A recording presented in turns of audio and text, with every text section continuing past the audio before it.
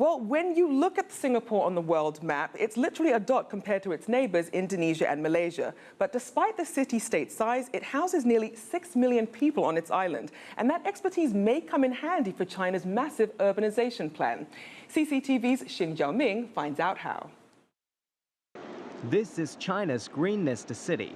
To make better use of renewable energy, city builders use all available spaces, on rooftops, above parking lots, and even on top of every recycling dustbin. This is all thanks to top-level experts from Singapore and China who contributed their wisdom and experiences to create a model for sustainable urban development.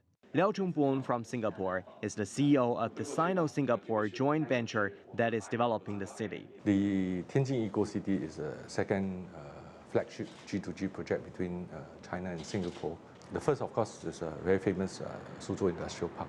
The positioning of both projects are entirely different. In the 1990s, the Suzhou Industrial Park was China's best example in attracting foreign investment and developing its industries. The Tianjin Eco-City project, launched in 2007, came at a time when China kicked off its massive urbanization plan to allow more people to enjoy city life and not suffer from air pollution, traffic jam, and crowded public spaces. We have designed and master planned the city with the residents in mind, with the individual, how to provide the best possible living environment, best possible and most convenient living amenities for those people who chose to live here. How does the city help bring people closer? Community centers were built within 15-minute walking distance of each other.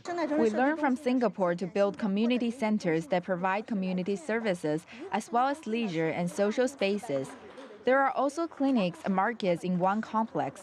Such Singapore-style community centers are built throughout the city. The developers told me that whatever is done here in this eco-city should be practical and replicable in other cities across China on different scales. This is not intended to be an expensive and demonstration project that only wealthy societies can afford. Besides a great living environment, good job opportunities are key reasons for people to stay. More enterprises are investing here, like Qufenqi.com, a startup internet firm that is headquartered in Beijing.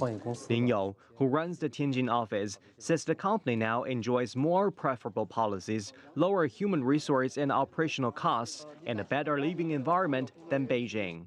Both China and Singapore are aiming to attract up to 350,000 residents in the future.